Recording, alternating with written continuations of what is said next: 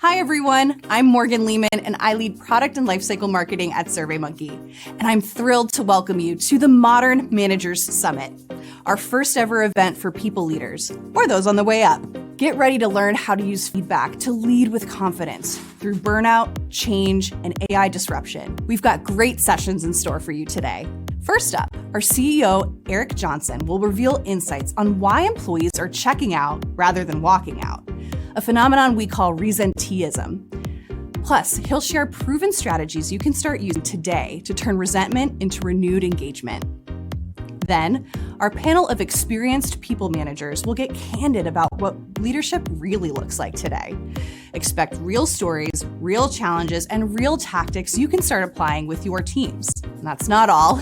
Get ready to explore SurveyMonkey's powerful AI-driven features that make managing feedback from your team easier than ever.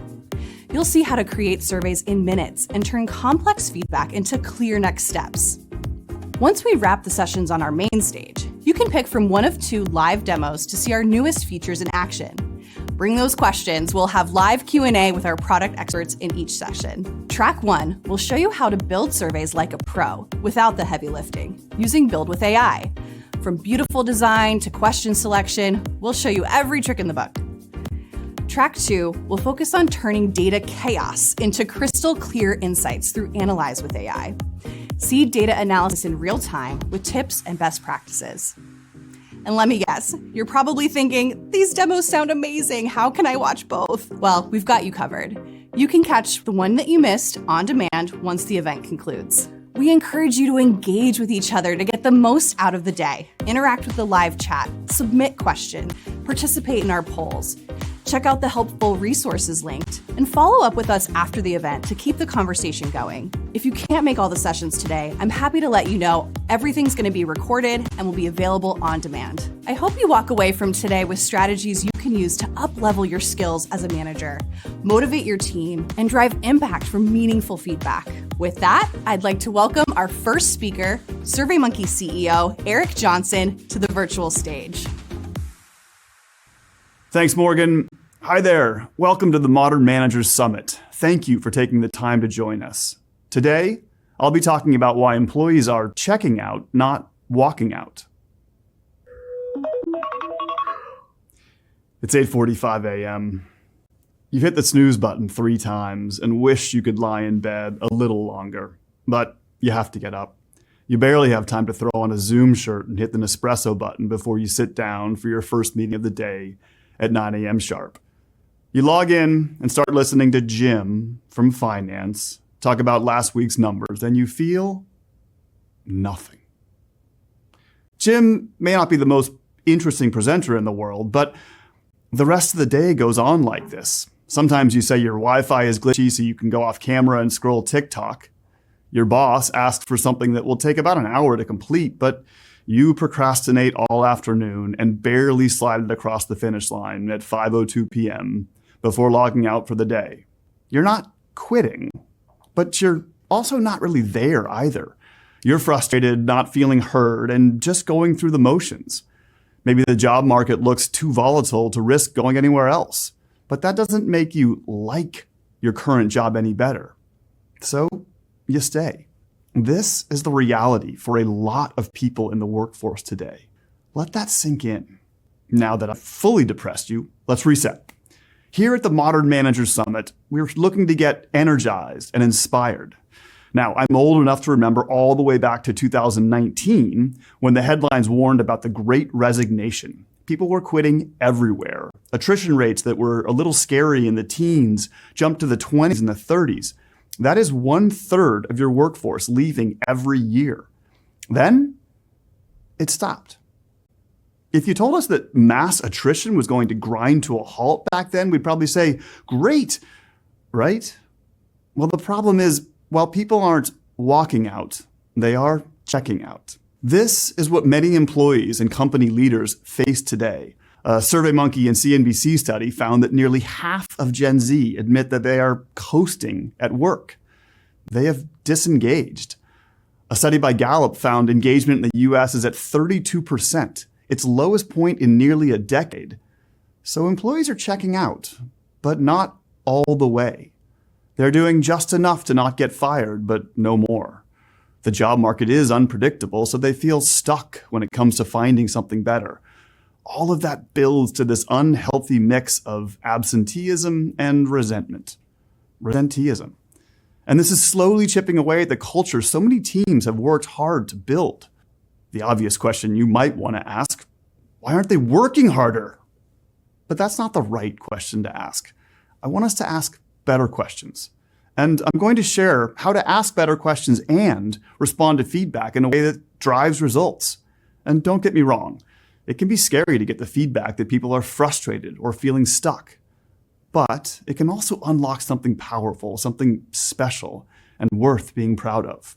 At SurveyMonkey, we've seen this shift up close. People have used our platform to ask over 100 billion questions.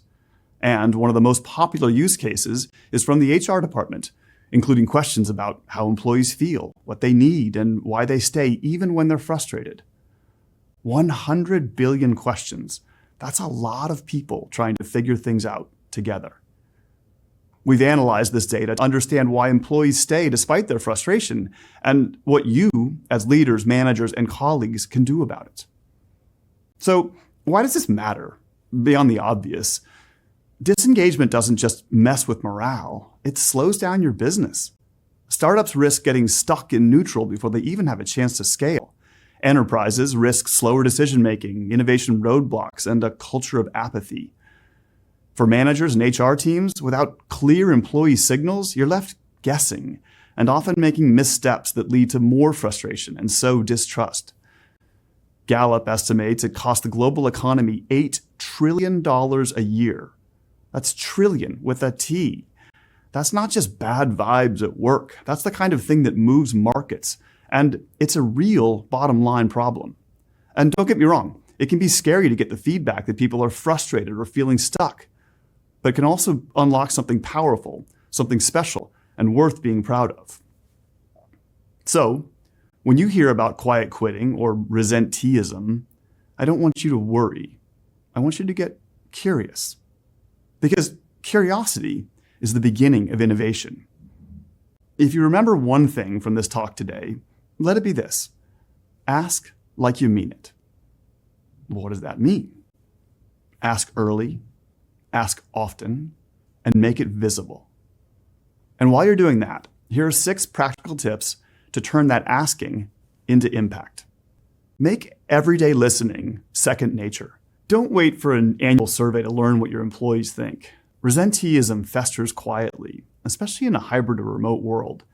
Instead of set it and forget it listening, build lightweight pulse surveys into team rhythms. Employees can tell when a check-in is just a check-box. Use these lightweight surveys at regular intervals, not as a one-off. And remember, not all feedback has to come from a formal survey. Managers can build the habit of asking simple, specific questions in team meetings or one-on-ones, like, what's something we could improve this week? What's getting in your way right now? Don't just ask, how's it going?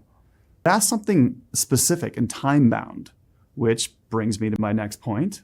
Ask about how people feel and what they'd change. How do you feel about leadership communication? And what's one thing they could do better? Gathering both sentiment and specifics gives you a fuller picture, how people feel and what would make it better. Why? Well, a low score tells you something's wrong, but not why. And great scores don't always mean there's nothing to improve.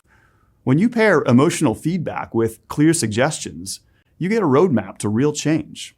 When you're trying to get sentiment and specifics, it can be tempting to ask both at once. And that is something called a double-barreled question, which might sound like something out of a Western movie, but it's really just when you sneak 2 questions into one and expect a single answer. In this example, how satisfied are you with your manager's communication and support? That's really 2 separate questions, and people don't know which one to answer. Keep it simple. 1 clear question at a time gets you better answers.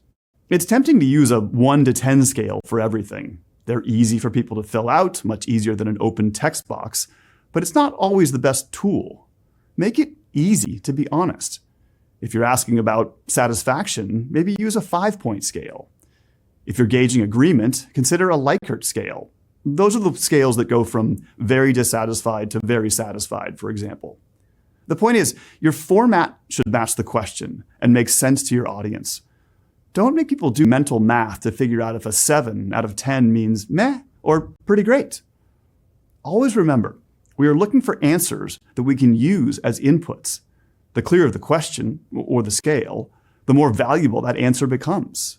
Now, before you hit send on that survey, test it. If you use SurveyMonkey, our AI can give you a survey score that lets you know when it's ready. If, for some reason, you're not using that, run it by a small diverse group first. If they stumble on wording or get bored halfway through, your larger audience will too. But they probably won't tell you. If a few people are confused, chances are a lot more will be too. They're more likely to abandon the survey than tell you their issue. Be honest. How many of you have abandoned a survey halfway through because it was too long, too confusing, or just plain boring? Piloting helps you catch problems early, so your final survey feels effortless and respectful of people's time. Anonymous surveys can be great for sensitive topics or surfacing hard truths, but there are moments when it makes more sense to know who said what, like when you need to follow up or recognize someone's great idea. The key is to be intentional and honest. Let employees know when their feedback is anonymous and when it isn't, and why. That builds trust either way. Earlier, I said you should ask early, ask often, and make it visible. Here's what making it visible might look like. You won't be able to act on every piece of feedback. I had to say no to the 4-day work weeks. But you should show employees their feedback isn't just sent to die in a dashboard. If people feel like their feedback goes nowhere, they're not going to keep giving it.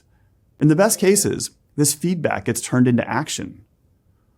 One of the best examples I've seen of feedback turning into real action came from a deceptively simple question in a benefits survey. It's from SurveyMonkey, but it predates me. The survey found that overall, employees were happy with their benefits. But one open-ended comment in the feedback stood out. The question was, what about our janitorial staff and the people who support us, but aren't technically on the team?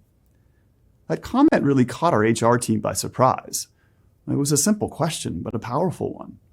And this simple question led the team to evaluate and improve benefits for our vendor partners, including the janitorial staff. We started providing the same type of benefits to contract workers that we provide to our full-time team, including health insurance, paid time off, and transportation. That one line led to a chain reaction that ultimately expanded benefits for every contract worker our vendor employed. That's the power of a single question and a single comment, taken seriously. After SurveyMonkey made this change, our contracted vendors told us they felt more motivated than ever to come to work. And our full-time employees, who already had these benefits, they were proud to be part of a company that stepped up for the people who keep our businesses running, but aren't a part of the employee base. That sense of pride and motivation doesn't just feel good, it shows up in the work. When people feel valued, they're more engaged, more productive, and more invested in making the company better. That's where real innovation can thrive. Presenteeism isn't a blip, it's a signal. And leaders who know how to listen can turn that signal into a strategy. You can't flip a switch and change the landscape. You can't give 100% bonuses across the board, but you can make incremental change. Better is better. That's what I always say. So here's my challenge to you. When you go back to work, start small. The next time you finish a project, ask your colleagues, do you have any feedback for me?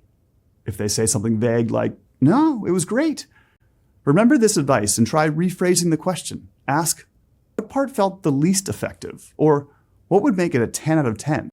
You can't fix everything overnight, but you can start today. Start small. Ask your team what's working. Ask what's getting in the way. Ask like you mean it. And hey, if I've done my job here, you'll have a few thoughts for me too. So please scan the QR code. Let me know what resonated or what I could do better next time. And stay tuned for a great session coming up next. Management Unplugged, Unfiltered Peer Insights, where you'll hear from our panel about workplace realities and strategies for thriving while supporting your teams. Thank you.